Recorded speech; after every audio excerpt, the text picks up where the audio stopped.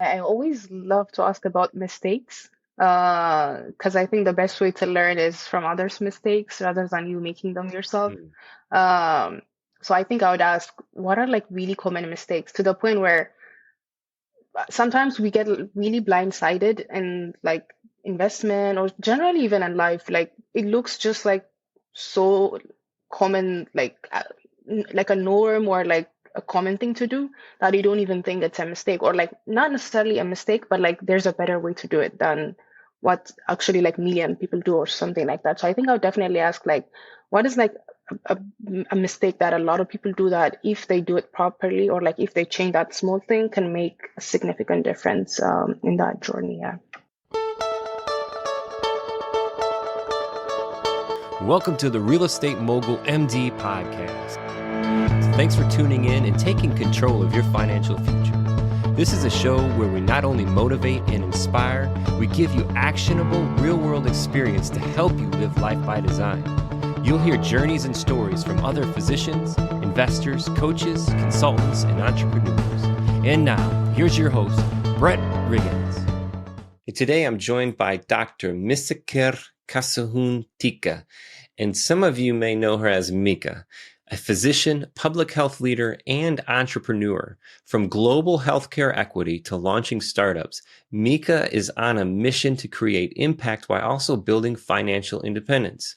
Let's dive into her journey and explore how physicians can take control of their future. Mika, welcome to the show. How are you doing today? I'm doing well. Thank you for having me, Brett. It's really great to be on your platform. Yeah. Yeah, so cool. And we always talk about weather. Well, I always interject that because I am a fan of the sunshine, and the sun is shining. Things are warming up. We're rounding the corner here. We're recording this here in the end of January, and you're just outside of DC. How does the weather make you feel on a daily basis? Yeah, I'm someone whose mood is really deeply associated with the weather. And as someone who's from the equator, from East Africa, specifically Ethiopia, I've always loved the sun, having a bright day. So the last week was really insane with the snow. It's like getting at like negative like 1 degree centigrade and everything. So I've Oh been my enjoying goodness. it this week. I actually just came back from the gym. I walked to my gym and I was just telling you that I even took off my jacket because it was too hot and I was like, this is good. Yeah. This is a good day. It's a beautiful day in weather today. Yeah. That's amazing. Yeah, I absolutely love the weather. And finally, after 40 some years, we have moved to the Carolinas to help keep that weather thing because it lifts the Mhm. spirits. When we lived up in Michigan, there was just a lot of dreary type weather. And I'm sure the listeners from the West Coast you talk about dreary weather with the rain and everything, but it's when it's snowing and cold and raining, it's just like this clouds are literally hanging over Yeah. you. What are some things that you do on those days where you feel like the weather may not be the best? What are some things that you do to kind of overcome that, to lift you back up? Yeah. So I love to exercise, to dance. I actually feel like dance is part of my workout. So I just put on my favorite songs, dance to that, kind of get out of that funky mood. Sometimes I make my comfort food, get some tea. I love tea. Mhm. Things like that, small things. I try to focus more on like self-care because like for me, as I said, like my mood is deeply associated with kind of like with the weather and how the day is looking. So I try to do things that I love. Like I love painting. Like I'm not good at it, but I just like being creative. So I do things like that. Things that just makes me feel like well connected to myself and that kind of like makes me focus on myself. So yeah, small things like that. I like that movement. Movement is power in Yeah. dancing, and sometimes it does feel ridiculous. And I'll do it with my kiddos too. Like if they're having I forget the word for it. There's the way that you move the body and the way it makes you feel. But if they're upset or something, just by simply getting them to raise their hands up above their head, and it feels silly at first, but it changes your approach. And I had a guest on. It's been a few months ago. She would dance the similar way, would dance in order to invoke or engage in a certain mindset. Yeah. So that's really cool. Getting up, moving, overcoming the weather. What a beautiful thing. Well, I tell you what, your background in medicine and public Mm, health and philanthropy is incredibly thank inspiring. you. Can you share a little bit about your journey and what drives your passion for healthcare Yeah. equity? Just to give you a bit of background, I am a medical doctor by training. I graduated as a general practitioner in 2020 from a medical school in Ethiopia. And then I worked for around 4 years in different like health policy, healthcare management related works in private, non-government, and governmental organizations. And then I decided, okay, public health is really where my heart is. And then I came to the States to do my master's in Hopkins. So I have my master's in public health, which I finished in May of 2024. And in 2021, I started a nonprofit organization called GIV Society Ethiopia, which works on providing free medical services for underserved population in Ethiopia. I think for me, what drives health equity for me, or like what inspired me starting from like medical school, is just like really being observant of my environment. I worked or I learned in a tertiary hospital, so we had like a lot of referral patients coming from the rural sides, really last resort cases, really just hard cases to treat, and mostly were like people from really low socioeconomic status. Just seeing that, I realized there's so much work that needs to be done in serving the population that really needs it, the vulnerable population, those with disability, those with from like low income and so on. So I think starting from like my internship years where I was like closely working with patients, I realized it's not just that we need to provide clinical services, but we need to provide affordable services, accessible services. Some of my patients had to come traveling 2 days by buses and so on just to get the medical services they needed. So just seeing that made me like really believe, okay, we really need to work on our policies to make sure that it centers on those that really need it, not just those with money or those in the urban settings or so on. So that's why most of my work has been focused on health equity. I would say the one thing would be just observing my environment made me realize what the problem is and also gave me the solution, or like made me realize where the solution lies. In that perspective, here versus you said it was East Africa, Yeah. right? That direction or that change. Do you see similarities in that patients or people don't have that access that they need? Do you see similarities between the two locations? Yeah, when I was in Hopkins, I worked with the Center for Health Disparities, or even after I came here, my focus has been health equity. So a lot of the work I do focuses on minorities, and people with disabilities and so on. And I think the problem is almost the same. The magnitude might be different, and the kind of I mean solutions might be slightly better here, but the same problems are here. Like people with disability, people from low socioeconomic status, minorities are still neglected, are still not given enough attention. So the magnitude definitely is worse in Ethiopia because it's a low income country. But definitely it's the same problem, the same deep systemic problem is it's not stable here too. And we could go on for a whole nother podcast show on that particular instance and what's driving it and the difference and the similarities. But so young in your career, first of all, congratulations on that. Congratulations, I said before we started recording, on the LinkedIn platform that you've built too. What an amazing platform to reach out and connect with people. So congratulations on Thank you. that. Early on in your career, and we talked a little bit about this, there's a lot of physicians that are just like you, whether it's early in the career, have moved here, but all struggling with the same challenges with the idea of creating financial independence beyond Mm. medicine. What has your journey been like so far in terms of financial literacy, investing, and entrepreneurship? Yeah, that's a very good question because when I started my journey, or when I co-founded my nonprofit organization, I've always been about, okay, nonprofit serving others. So I was not someone who focused on my own well-being. It can be like financial, mental, or so on. I've always been like, I think that like, generally people in healthcare are so like giving and caring, and they focus on others. So it took me a while to stop and be like, if I can't help myself, if I cannot take care of myself, either financially, spiritually, economically, and in all the ways that I need to do, I won't be able to serve others. So I think the past years when I started thinking about or my finances, where I should geared towards and so on. And because of that, now I'm also a bit pivoting into like entrepreneurship. I recently started or like co-founded a digital healthcare startup with a friend that I met during a fellowship. I have a small consultancy. These are like kind of like passive incomes besides the full-time opportunities that I do. So definitely entrepreneurship is something that I'm leaning towards. And then again, other different passive incomes methods. For example, when I was in Ethiopia, I did a bit of modeling on the side because I felt like it was something empowering, especially as a medical professional. You don't really get to see a lot of people doing like fashion or creative stuff. So I was like, this is a good Mhm. message for others. And for me also, I get to explore a completely different world. So I used to do like different advertisements, different like brand ambassador dealerships, especially with healthcare providers or like platforms and so on. So I think for me, working on this like passive incomes, working on my entrepreneurship journey besides the nonprofit sector that I really love, which usually nonprofit takes away from you, doesn't really bring in a lot of revenue, or it rewards you and spiritually, or like in a way that you're serving community, but it doesn't really add up to your financials usually. Like I think most people would agree, people in nonprofit and philanthropy know that it's usually like spending your money, energy, and time for free, right?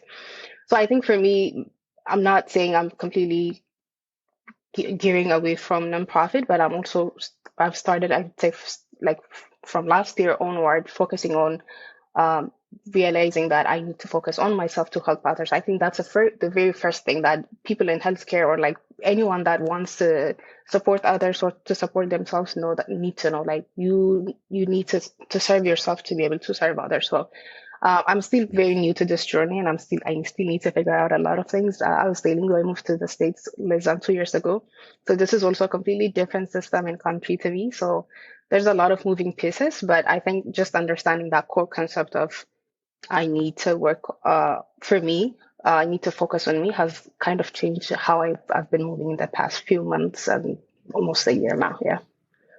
Yeah. I hear that a lot, and I can see the relation of caring for others, putting that priority above caring for yourself. Makes me think of, you're in an airplane, and if you've flown and, the attendants are going through their spiel with the seatbelt and everything, and then the oxygen mask. The number one rule about the oxygen mask is what you put it on yourself first, so Yeah. then you could help Yeah. others. So if you kind of keep that perspective when you are looking at growing yourself, that way you can be intentional and more Mhm. powerful when you can help others. So putting the mask on you first before you help others. So yes, Exactly. focusing on Yeah. yourself is a great way. And it's not selfish. Even if it is selfish, you've got to be selfish at some Yeah. point to say, hey, who do I need to become in order to be able to help the way that I want to help? And in doing that, there's this point of self-reflection and self-realization that happens. And that's where that growth happens. And then you can share that with other people as well, too. It's a beautiful thing.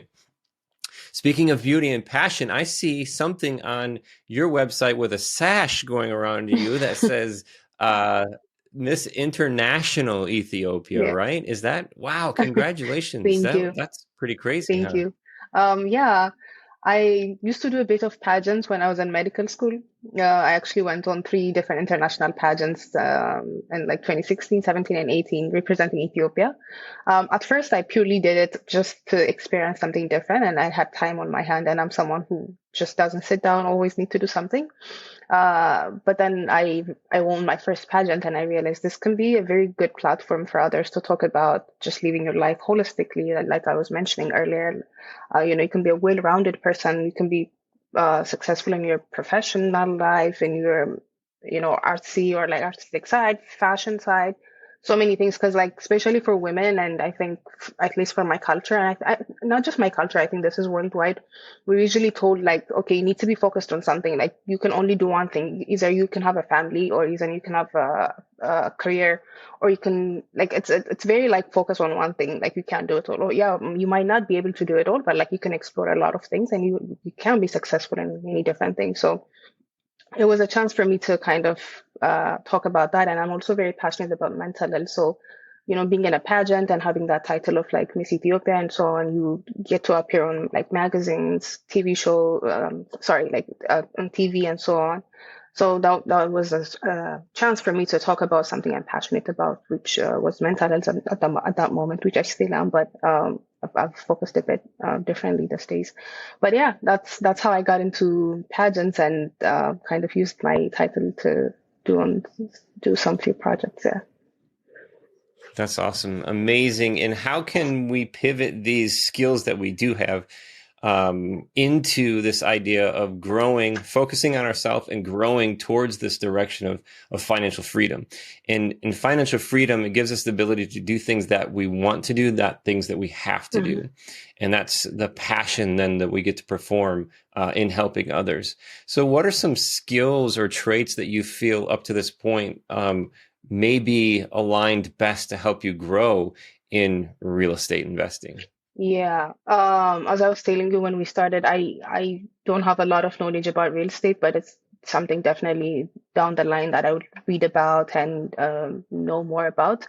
But I think having that intention, first of all, is very important. Of like, as I was saying, being like sitting down and saying, okay, right now it might not be something I'm doing. I might not be financially literate or financially independent, but that needs to be a vision I need to offer myself. Okay, down the line, 5 years from now, 3 years from now, we need to plan first, I think, for it to be a priority in our lives. Then that way, I think the people that we connect with, the kind of skills that we're trying to gain, the people that we work with, the jobs that we select, the friendships that we focus on, will all, I think, be more selective and more geared towards that like real estate or stock or like whatever like financial independency mechanism that we're looking into. So I think really being intentional and having a vision for ourselves and maybe like having even milestones and like what people say about like for the stars and shoot for the moon. What was the saying? And then You think shoot for the stars, and if you end up at the moon, yeah, so yeah, like you that might kind of not like thing. Yeah. achieve that exact goal. Like you might say, okay, I want to have like $1 million by next year, but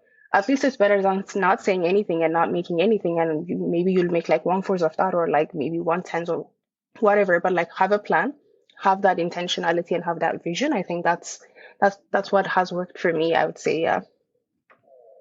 Yeah.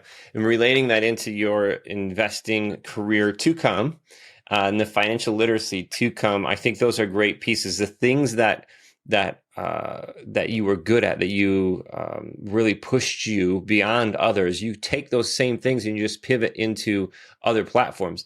And we say, don't be a lazy learner. Don't ever stop learning. The same way that you've gone through medical school is the same way that you can create that financial literacy. Just haven't had the time or the focus to do that. Yeah, definitely. So being new, where are you seeing some of these things? Like where do you see the words financial literacy, or where do you see investment opportunities? Are you hearing about it? Are you seeing it through your feeds? Where does it happen first? Yeah, I think it mostly comes on my LinkedIn. I try to read the magazine at least once a week or something like that. So I try to focus on that. I also try to read books. I'm trying to be consistent, but I have like books on my list that are like specifically about financial literacy, and those that are like specific for women of color that like specifically speak to me. So those are the areas or like the places that I try to look for this information. But yeah, I think I need to do even more work. But yeah, mostly those are the platforms that I get my information from. And what if, like, picture perfect in 5 years, where would you see yourself from the financial literacy perspective or investing perspective? Yeah. Um, I think for me, it would be more about the kind of like the startups and the consultancies that I have actually generating revenue and just me working full time on those opportunities and those really employing more people than that we have right now and providing, job opportunities for others. And it's about like having multiple branches back home in Africa in different locations here in the States. So it's about kind of like scaling what we're doing right now in more places. and employing others, because I believe that is like really important. So that's what I see for my couple of startups for the next 5 years, because those are like really my passion, and like I think can also those like those like things that bring impact at the same time revenue. So that's the kind of thing that I'm invested in currently, and that I see down the line in the next 5 years making good investment potential there. That's awesome. Yeah, when there's this intersection, and I always said it, I don't know if people actually find water like this, but I hear like old stories where you take two sticks or whatever, or wires or whatever, and you walk past it. When you cross the wire, those two things cross, like it's a identifier. But if you think of that path as one is passion, one is revenue or income, if you could find that place where that passion and that income crosses, that's that point. You speak of that, like if that could happen in 5 years, 10 years, or whatever, that's amazing. That's where you get up every day lifted. Even if the weather is bad, you still have a smile on your face. Yeah. Yes, it's not all going to be sunshine and rainbows, but that passion is what pulls you through. That impact that you are passionate about, that pulls you through. That aligns with what we do in our careers, what we do in real estate. All of these things, again, just take a step back and realize that you're creating the picture for yourself. It doesn't have to fit any box of what anybody else is doing on your feed or in any books. If this could all come together where these two things intersect, if it could involve real estate, making a impact, things that you're passionate about, and every now and then dancing a little bit, it's going to happen. It's just based off of you taking time for yourself, focusing on yourself, surrounding yourself with the right people, even the people who have already become who you want to become, doing what you want to do. Those are great people to surround yourself with. That's how you make this happen. Focus on yourself, and the little things that fall into place happen during those conversations, during those email threads back and forth. That's where you're going to start learning and picking up little things like, what books should I be reading? Who should I be going to listen to when they speak? Those kinds of things. If you could ask one question to somebody that knew everything, not me. this is this pretend person that's in this conversation about financial literacy and how to begin, what to focus on. What would you ask that person? I don't know why. I always love to ask about mistakes, because I think the best way to learn is from others' mistakes rather than you making them yourself. So I think I would ask, what are like really common mistakes, to the point where sometimes we get really blindsided in like investment or generally even in life. Like it looks just like so common, like a norm or like a common thing to do, that you don't even think it's a mistake, or like not necessarily a mistake, but like there's a better way to do it than what actually like million people do or something like that. So I think I would definitely ask, like, what is like a mistake that a lot of people do, that if they do it properly, or like if they change that small thing, can make a significant difference in that journey. The first thing that comes into my mind, if I was that person or had the experience to give you those answers, I would say nobody's going to care more about your money than you do. Especially in the healthcare trade or high income career paths, you're going to get a lot of sells. Like people are going to be selling you stuff all the time. Hey, I've got this, or this is my new program, or do this or do that. Or even in the coattail investing, my air quotes are going up just because somebody else is doing it. You say, oh, it's got to be safe because they're doing it. Nobody's ever going to care more about your money than you do. So making sure you're keeping that focus, doing your due diligence, learn to ask the right questions when it comes to tracking that.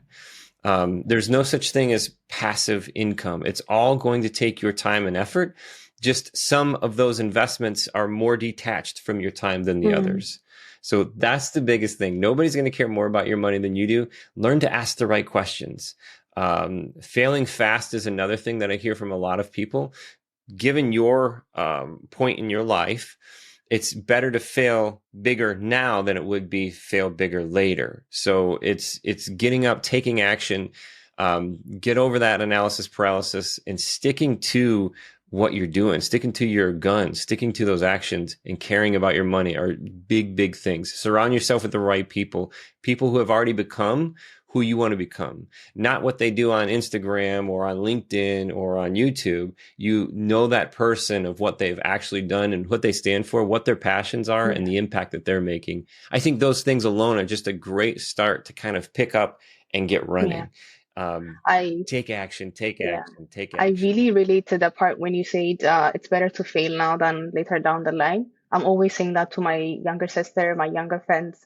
I'm like, you're learning this lesson right now. You should take it as a win. Imagine if you were learning this 10 years down the line, it wouldn't be fun. It would be, a lot of things would be at stake. So definitely I support that. It's better to fail first and learn the lessons first and then, improve and go on. Yeah. Yes. Yep. Absolutely.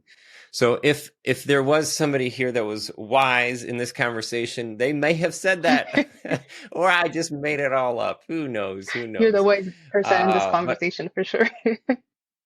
Yeah. Well, it's been a blast, absolutely, and it's just so much fun sharing these things, And I think a lot of the guests who come on and say, "Hey, I don't have any experience yet in real estate or investing. Why are you asking me to be on the show?" It's just because of this. There's so many others out there who share the similar directions or path or thoughts.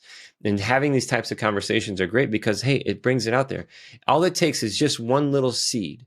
Maybe it's to start now, right? That seed's got to go in the dirt. It's got to get rough. It's got to, you got to try again. Maybe that little seed for somebody today was just failing fast, keep moving, failing fast. Yeah. But then now 5 years, 10 years down the road, hey, now we've got something, right? Exactly. It's always that one small conversation, one idea, and you never know where you're going to get that idea or like that conversation or that spark. So definitely I agree with what you say. Yeah. Awesome. So how can the listeners reach out to you if they want to learn more about your path, some of your philanthropy projects that you've got going on, your nonprofits, or just maybe connect with you? The best way to see my work would be my website. It's www.miskerkassahun.com. That's basically my full name. And to see, they can talk to me on LinkedIn. I'm very responsive, I would say. So they can definitely reach out to me on LinkedIn to connect and to talk. And then my nonprofit organization is called GIV Society Ethiopia.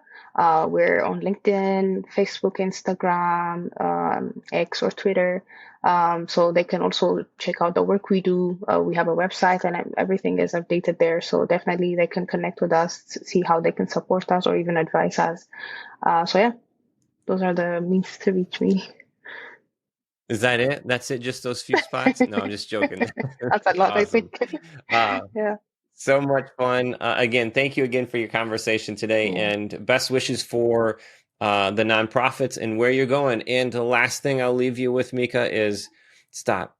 Every day, take some time for yourself. Focus on yourself. Have that critical thinking at least once a week to say, hey, who do I need to become? Am I taking traction to get there? Because the faster that you can lift your head up above the weeds and the grass, that's the faster that you can reach your hand out and raise everybody else as well. I can't agree with that anymore. And that's a new practice I've been doing. Every week I've been taking time for myself and it has made wonders for me the past few months.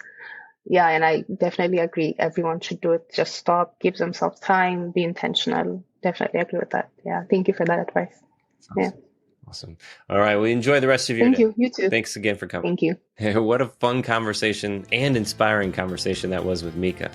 There were 3 takeaways I had in our conversation that I find myself repeating to myself a lot, just continuing to grow from these 3 things. One of them is invest in yourself first. You can't help others if you don't take care of yourself first. The second one is entrepreneurship and impact go hand in hand. Find ways to align passion with financial sustainability. And finally, start now and learn as you go. Whether it's in real estate, business, or investing, waiting for the perfect time isn't the answer. Want to connect with Mika? Visit Misker Kassahun.com or reach out to her on LinkedIn. And the website is MiskerKassahun.com. And it's her name on LinkedIn too. You can find that in the description of the show. As always, thank you for listening. And if this episode resonated with you, be sure to share it.